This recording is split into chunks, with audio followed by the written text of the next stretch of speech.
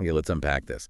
Today we're diving into something that hits just right, especially as the evenings get cozy.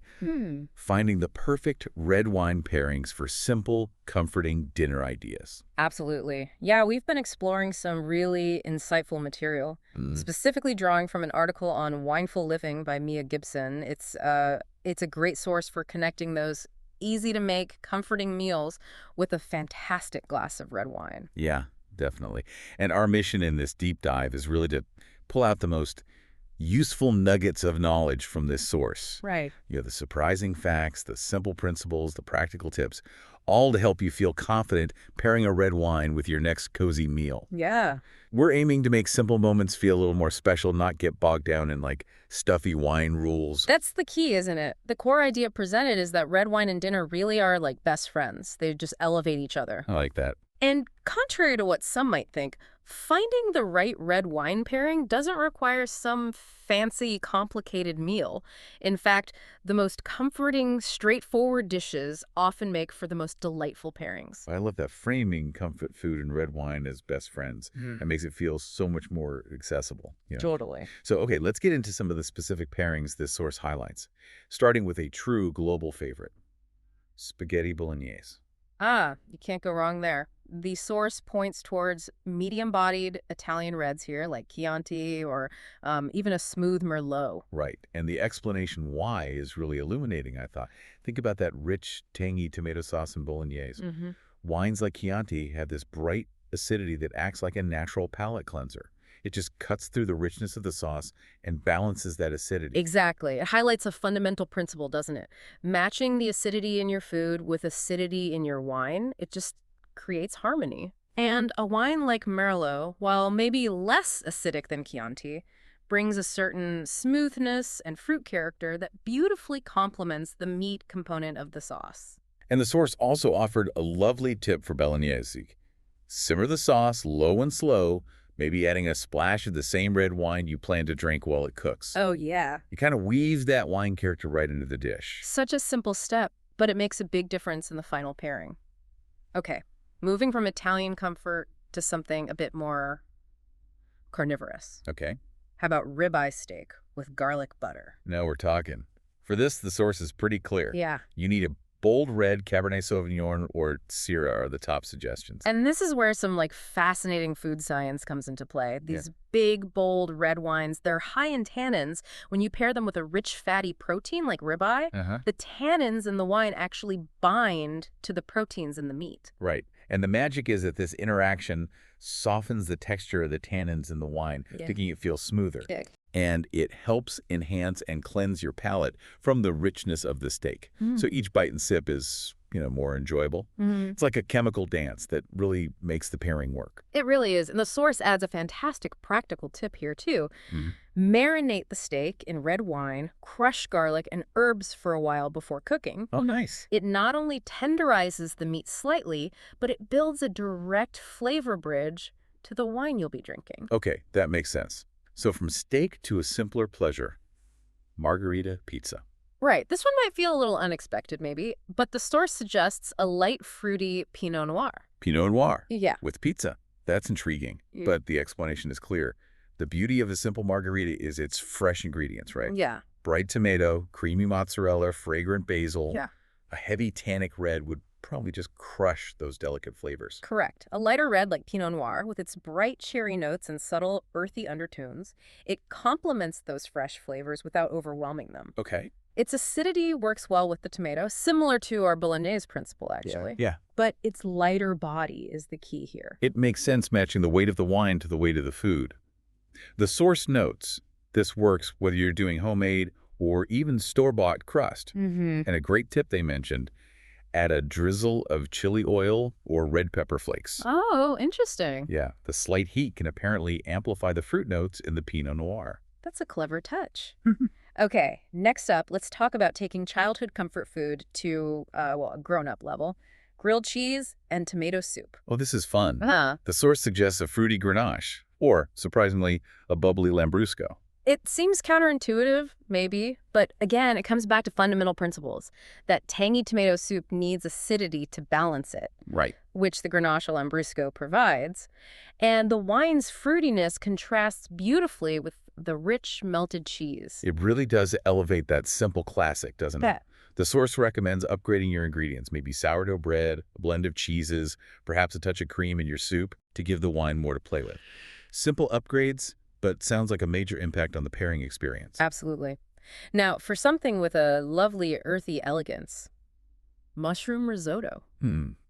This feels like a natural fit for red wine. And the source agrees, recommending a silky, medium-bodied Pinot Noir again.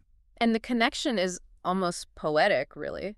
Pinot Noir often exhibits these earthy notes, sometimes described as forest floor or even mushroomy, Right. which perfectly mirror the main ingredient in the risotto. It's that principle of mirroring flavors again. You're amplifying the beautiful earthiness of the mushrooms with the wine's character, Exactly. while the wine's subtle fruit provides a lovely contrast to the creamy richness of the risotto. Yeah.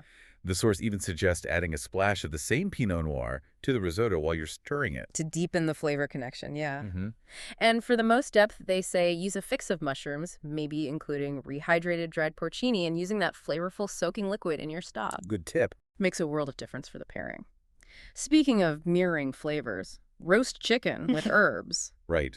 This traditionally often gets paired with white wine, I think. Mhm. But the source suggests lighter reds, like Beaujolais, or maybe a gentle Zinfandel. It's a great example of challenging assumptions. While white wine works, sure, a lighter red, like Beaujolais, made from Gamay grapes, has this wonderful bright red fruit character Okay. that plays beautifully with savory herbs like rosemary and thyme, often used with roast chicken. So it's less about overpowering the chicken and more about complementing those savory herbal notes. Precisely. What gives that classic Sunday dinner feel a slightly different but equally delicious dimension.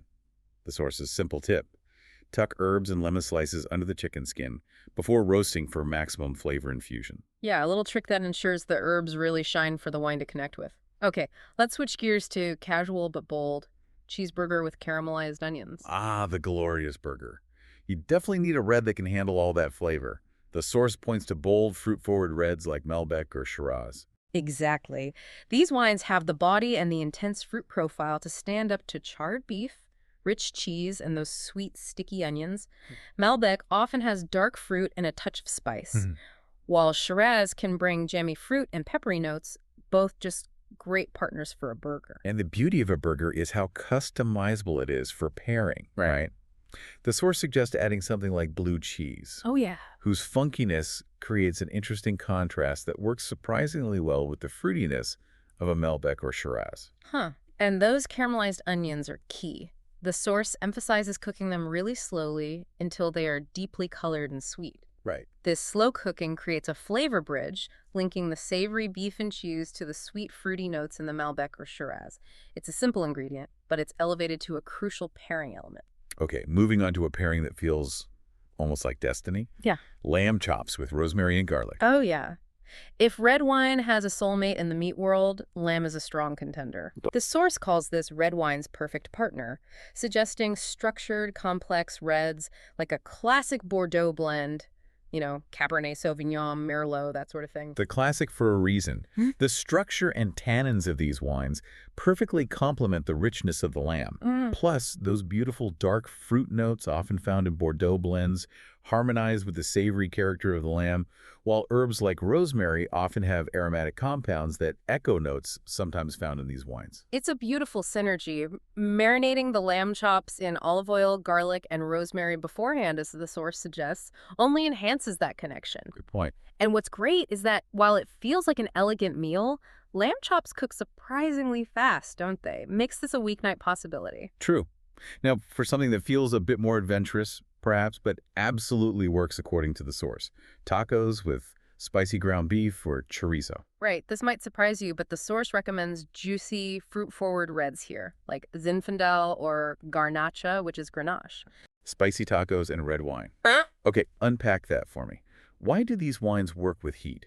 Well, it goes back to the wine's character. These wines often have a touch more residual sugar or just incredibly ripe, prominent fruit. Uh-huh.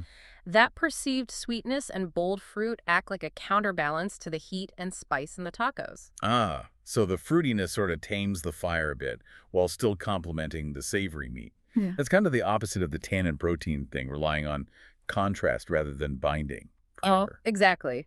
And the source notes that topping your tacos with cooling elements like avocado, cotija cheese, or a squeeze of lime also helps tame the heat and adds layers that these fruit-forward reds can pair with. Makes sense. Plus, Zinfandel and garnacha are apparently delicious with leftovers as the tapo flavors meld overnight. Good to know.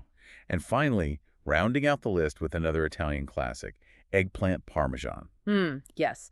This dish finds its match in Italian reds like Sangiovese or Barbera, according to the source. Again, it's that principle of acidity we saw with the bolognese, isn't it? It is. The bright acidity in wines like Sangiovese cuts through the richness of the melted cheese and the fried eggplant, while also complementing the tomato sauce beautifully. The source also mentions something interesting, that the slight bitterness sometimes found in eggplant provides a good counterpoint to the fruit in the wine. Ah. So it's not just about harmony, but sometimes a little contrast adds complexity. And the absolute essential tip for eggplant parmesan, which the source highlights, is salting and draining the eggplant slices before you cook them. Oh, crucial. Draws out moisture and any potential bitterness, making the texture better and the flavor cleaner, Yeah. which, in turn makes the pairing better. So what we've really seen through these specific examples from the source is that while each pairing is unique, they often rely on just a few core principles: matching acidity, Right. using tannins to interact with protein, balancing sweetness or fruitiness against heat, and mirroring flavors. And the overarching message, which I think is the most important nugget of all, is that these are guides, not gospel. Absolutely. The source really emphasizes that the real fun is in trusting your own palate and experimenting. The joy isn't in finding the correct pairing, but in finding the pairing you love, Yeah. the one that makes both the food and the wine taste better together for you. It's really just about making simple, comforting moments at home feel special and elevated with just the right glass. Absolutely. These ideas provide such a clear path to doing that, I think.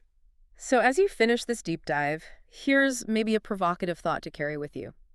Which of these cozy pairings are you most excited to try first? Or maybe you have a favorite comfort food and red wine match that wasn't even mentioned in this source that you absolutely swear by. Don't hesitate to grab a bottle, cook something delicious, and, discover your own perfect best friends.